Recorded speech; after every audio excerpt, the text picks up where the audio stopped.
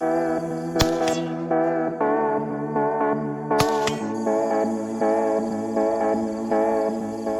guys, how's it going? I am finally bringing you a long overdue review on my homemade night vision monocular using a MX101 30 tube as well as the M2021 night vision housing that's made in China.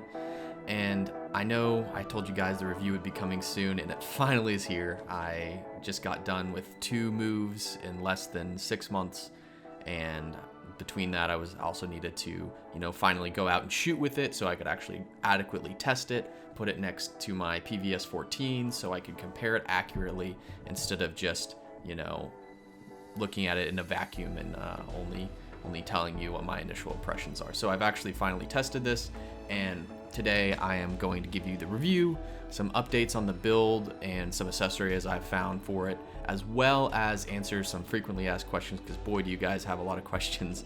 And hopefully if I haven't answered your question in this FAQ, just go into the comments of the last video I made for the tutorial of how to make it, and please just search through there, do a quick Control F, because I know it's not super easy, but hey, I pulled it off, so I believe you can too. Okay, so first off, for the review of the M2021 versus the PVS 14, I'll go over the external aspects that are a bit different.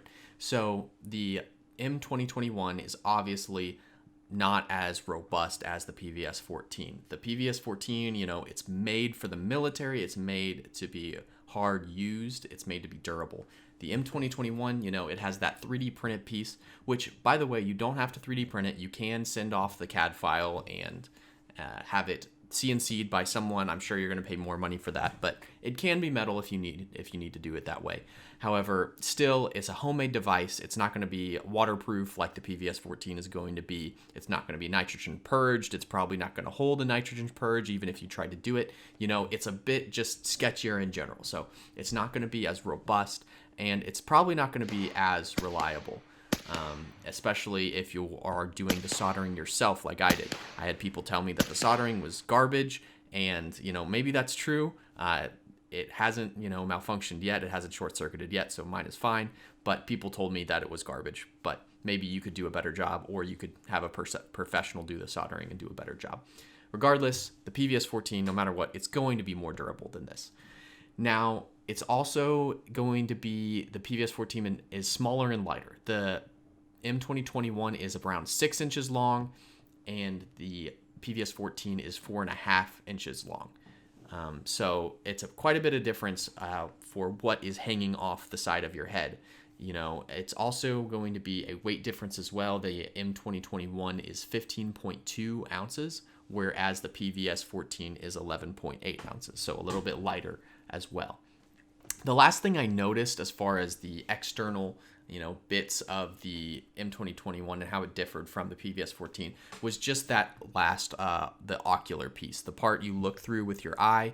The PVS 14 is much wider, much more forgiving, as far as, getting behind it and looking through the monocular, whereas the M2021 is much smaller. There's also a bit of a issue with distance from your eye. So there is a greater area where you can push the PVS 14 a little bit away from your eye and you can still see through it, whereas that M2021, you really need it right up to your eyeball. And some people don't like that, but honestly, I would say that that's how I use my PVS 14 anyway. I'm trying to maximize the field of view I get, so I actually keep it really right up close to my eye, as well as I don't want that light coming through. I generally use the rubberized eye cups so that I don't have light spilling out anyway, so I use it right up close to my eye anyway. So not a really big deal for me, but some people mentioned that, so I thought I'd mention that here. Next, I am going to compare the performance of the M2021 versus the performance of the PVS 14. I am going to show you 2 separate videos in the same exact scenario, same panning motion of the green video, which is the green Foss M2021, and the white Foss is my PVS 14. So I will say it's a bit of a bright scenario. There's a lot of ambient light around. It's not really stressing these tubes really hard. So, take that into mind. Some people have told me that the light transmission is worse on the M2021, and this could be because that there is the inverter piece. There's more glass in between the tube and your eye. Glass quality could be a thing too, but the inverter piece, which by the way, people were asking, where do I get the inverter piece? It comes with the M2021 housing. So when you buy the M2021, it'll come with the inverter piece. So don't worry about that. But that could be a issue as far as light transmission goes, or just worse light transmission than a PVS 14. It could be a lot of things, but that was just something that was told to me. Obviously, look at the two, compare it for yourself. I will also say that there is a bit of a fisheye effect with the M2021. It's not, quite as one-to-one scale as the PVS 14. So I think in general, it's a bit of a worse thing, versus the PVS 14, because it's a little bit harder to make out things. Like, is that a person, or is that just like, some weird fisheye effect a little bit, especially at distance. Now you do get a little bit of a wider, it feels like a wider field of view from that warping, but that's what my perception was, at least. Compare it and form your own conclusions based off this video.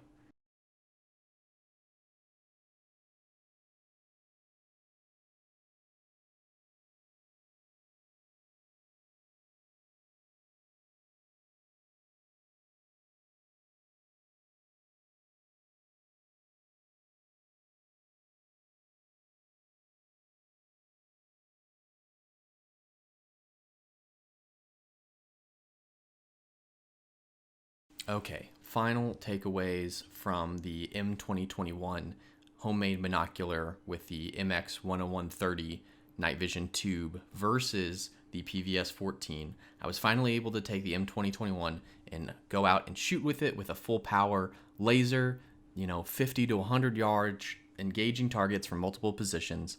And, at the end of the day, it did everything I needed it to do. Again, this isn't a hard use case. This isn't military, law enforcement, just like hard use, competition, none of that. This is just me going out and blinking, and it did the job. So I think where this really shines is what I'm using it for. It's a spare loaner build. It is something you can stick in a car, and, maybe you don't have to worry about it getting jostled around or broken or stolen, because at the end of the day, you just don't have as much money invested in it as you would for a PVS 14. A PVS 14, even if you're buying secondhand used market, which a lot of people don't, you can maybe find one for $1,800 on the Night Vision Buy Sell trade group on Facebook. More like you're going to spend closer to $3,000 for a PVS 14, versus if you can get the MX10130 tube for and this is a MX10130 space tube, not the MX10132, which people thought I was saying 32. It's the tube. If you can get that for a cheap price, cheap enough to make this a economical build, I think, yeah, go for it. Especially if you're the type of person that isn't a tactical gear guru. If you're not going to be dropping huge amounts of money and you just want this capability in your toolkit, a combat multiplier to help you see in the dark if you need to protect your family, if you need, or even if you want to have it just for fun. I think it's a cool project to have, versus going out and buying a PVS 14. Now it is a little risky. You gotta make this yourself. You gotta solder. You have that risk there, so you have the possibility of it all going down in the drain if you break it or something. So that it is a bit riskier. However, I think with the amount of money you save, it's well worth it for a select group of people. Okay, so now I wanted to go over some updates on the accessories to this build and ways that you can improve it versus my last video. First off, I want to go over the 3D printed adapter. Yes, you can send the CAD file or the STL file off and have someone CNC machine it. Feel free to go ahead and do that. And then yes, you can take this STL file and have someone print it for you. There are plenty of online 3D printing services where they will go and do that to you.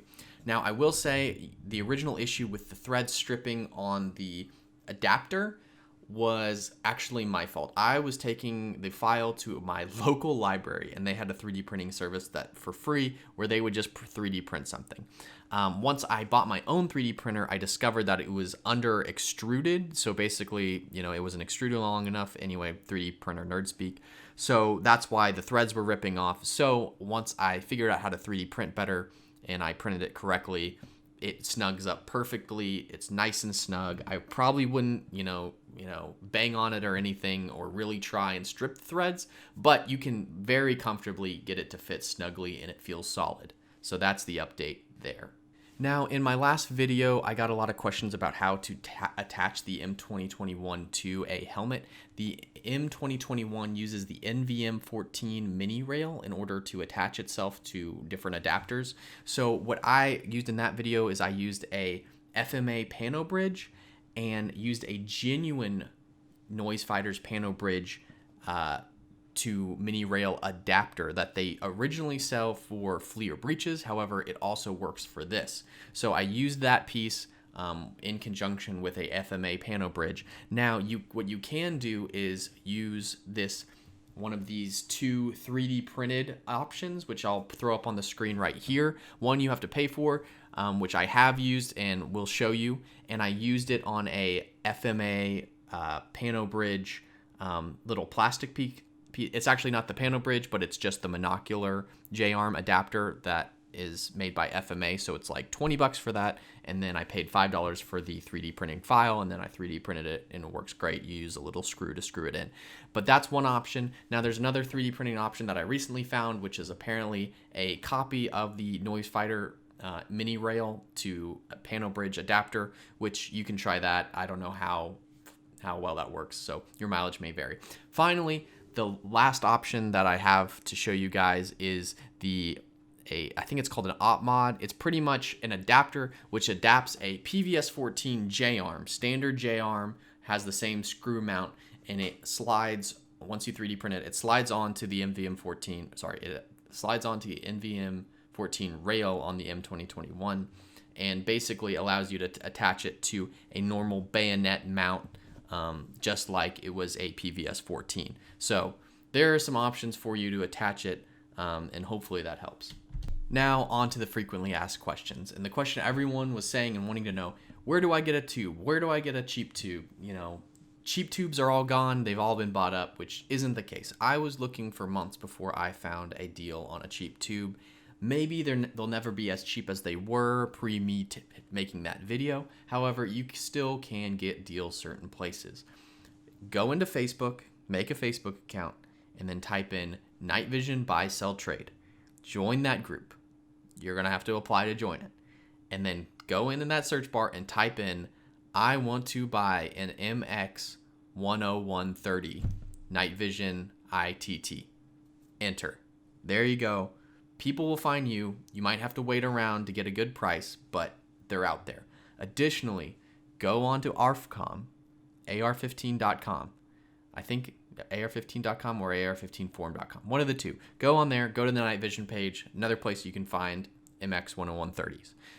Now, finally, go on to eBay, and you'll thank me for this later, but there is a specific eBay account. I don't think he's in America, and he sells MX10130 night vision tubes. Sometimes he sells MX10160s as well.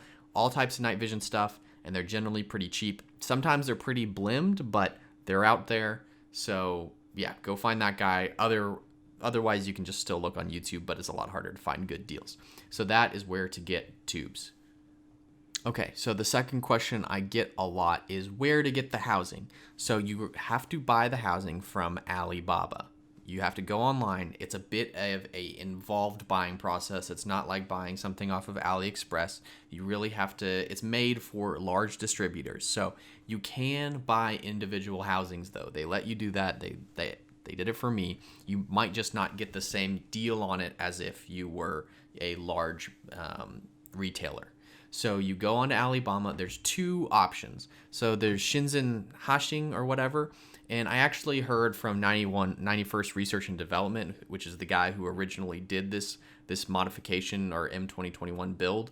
He told me to not use them because they screwed him over with some dead image intensifying tubes. So I'll take his word for it. You don't have to buy it from them. There's another supplier, which I'll highlight here. I think it starts with a D, but you can buy from them instead, and that's where he sources the tubes from instead. So that's your options to buy on Alibaba, where to get the housing. And really, the last thing I really wanted to bring up was just to say thank you to all you guys who were interested in the last video I had and the last couple videos I've had. I think my YouTube channel has grown exponentially, like almost 4,000 subscribers, or maybe I've already passed that. I don't know. It's kind of hard to tell, but I really appreciate it. A younger me would have been ecstatic. I still am ecstatic, but now I'm an adult with a job and a child and stuff like that. So it's a little bit harder to keep up with videos like I used to, but I really do want to still make videos because I really appreciate when there's a video out there, regarding something that I like to do. It gives me the ability to research, to figure out how to do things. So I want to give back and make some cool videos for you guys and people that are like-minded. So that's that. So I appreciate it. Let me know if you have more questions, drop them down below, and hopefully first look to see if I've already answered that question in the comments, do a quick Control F. But yeah, just let me know if you have any questions. Finally, I wanted to highlight one of you salty dogs. Whoever saw my original video decided to go on eBay and start selling the M2021 as a service. So you can send it in to him and he will charge you around $300 plus or minus a little bit, whatever eBay takes a cut of, and he will actually install it into the M2021 for you. I also found a previous auction he had where he sold a abomination of a helmet mount in a M2021 on some Chinese helmet. I'm hoping he didn't actually sell it for $1,700. I don't know what he bought the tube for. So I don't know. I just thought it was really funny, worth sharing with you guys. I know one of you out there did it. So just wanted to highlight that because I thought it was funny. Anyway, hope you guys have a great day. I'll see you later.